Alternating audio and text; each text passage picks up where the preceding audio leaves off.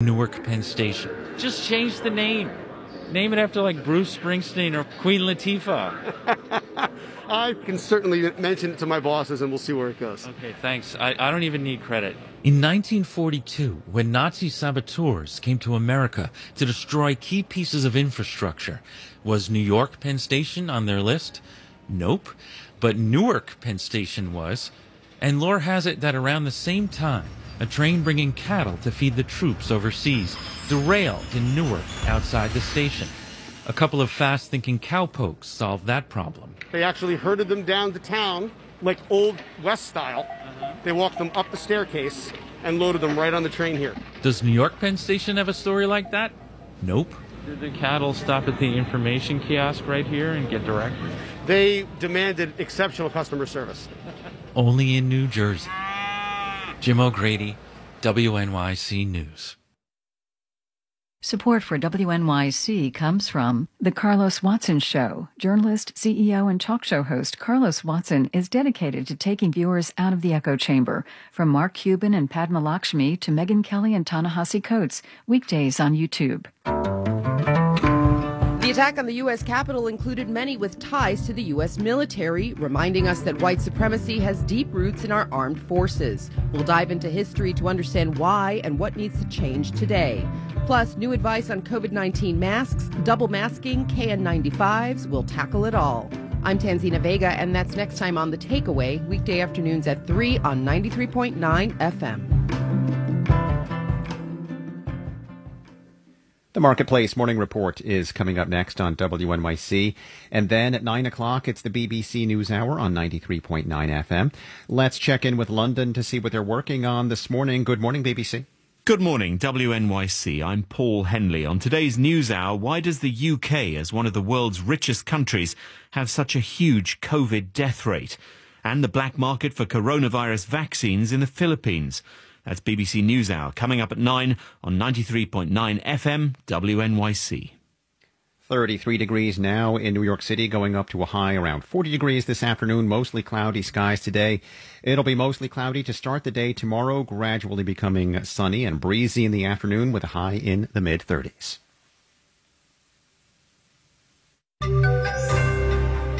An example of just how hard it can be to keep college costs way down.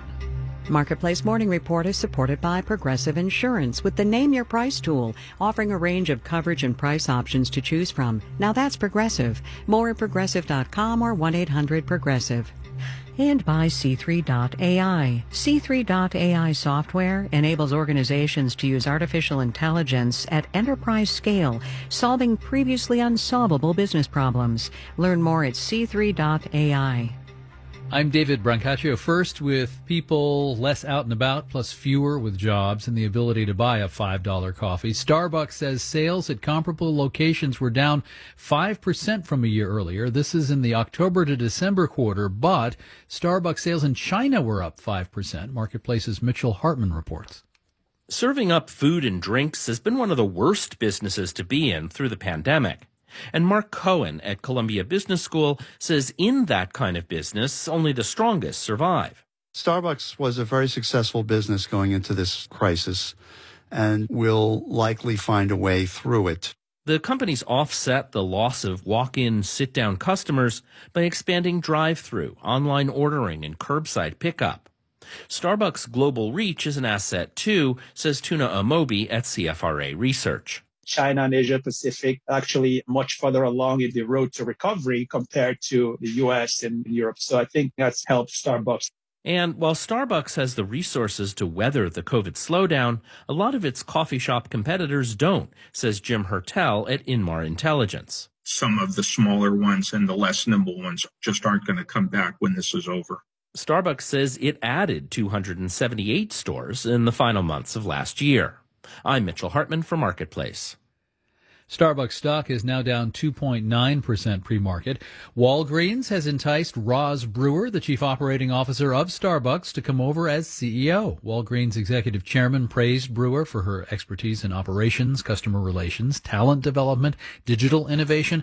Brewer used to be president and CEO of Walmart's Sam's Club division. Now there will be one black woman chief executive officer of a Fortune 500 company. Markets, the Dow future down 321 points, 1%. S&P future down 1.1%. The NASDAQ future down 0.8%. Profits at Boeing, the correct word is losses, with news just now of the worst ever quarterly loss for the aerospace giant. The pandemic travel downturn is part of this, and the new 777X jetliner will be late 2023 instead of next year. The stock is down 3.5% in pre-market trading. Marketplace Morning Report is supported by GEP. GEP helps businesses build more resilient supply chains with strategy, managed services, and AI-based cloud-native software, including the GEP Smart Digital Procurement Platform and GEP Next, real-time supply chain visibility and management software. GEP.com. And by UKG. Ultimate Kronos Group offers HR solutions to connect modern workforces. UKG.com. Our purpose is people. And by Duolingo, a language learning app built around the idea that learning should be fun to keep learners motivated. Duolingo is available as an app for download. Now to one example of the lengths families will go to pay for a child's college education, or in this case, the lengths they'll go to save money on that education. This is the story of the Maryland family who lived in a donut hole. We make too much money to qualify for need-based aid and don't make enough money to pay full tuition at most universities, particularly private universities. We are what's called a donut hole family. Laura Mordenti-Peralt and her husband worked out that they could afford to spend $500,000 combined to pay for college for all 4 kids. And that's the cost of all of them going to a state school in Maryland, plus some inflation to account for higher costs when it's the younger one's turn. Laura's eldest is an ace, Ivy League material, perfect SAT math, near flawless GPA. Lots of leadership and volunteer work and all those things that those schools are looking for. The family set out to identify the campuses with the highest chances of getting a big, juicy merit scholarship, maybe even free tuition or a full ride. Laura finds a parents group on Facebook to gather intelligence. Another parent there had something. She had put this Excel spreadsheet together for her child that had a list of about 15, 20 universities that have full ride scholarships. So we started with those. Then lots of online searching, keywords like full tuition scholarships or university fellows. Then there was the truckload of applications. Over 30, and she wrote 90 essays. So yeah, she was trying to keep up with her classes, keep her grades up. And so what was this? What did you kick in maybe a couple hours a week helping to manage this? No, this really became kind of like my full-time job. College visits, more time and money. But daughter and mother's work pays off. Acceptances pour in, including some with no-charge tuition, and some even offering full-ride scholarships. New York Times money columnist Ron Lieber is author of the new book called The Price You Pay for College, which contains more of this family story. He says the homework isn't over at this stage. You want to know exactly what the rules are where this incredibly generous award could be taken away from you. So, maybe if your grade point average falls below a certain point, will they allow you to take a year off if you want to? Are you kept from studying abroad? Are you forced to study abroad? And then, there may be an opportunity to ask for a little more, right? Laura's daughter is happy at the school she was excited to choose, Tulane University in New Orleans. I think you should take their preferences into account as best as you can. But it is also your job as the grown-up to explain ahead of time just how much decision-making authority you are willing to cede.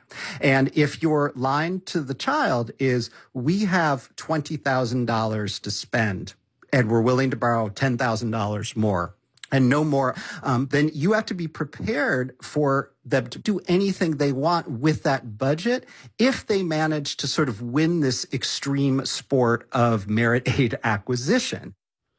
Extreme sport indeed. Laura Mordenti-Peralt acknowledges, and Ron Lieber concurs, that getting a full merit scholarship in an elite school is harder than getting into one of the Ivies.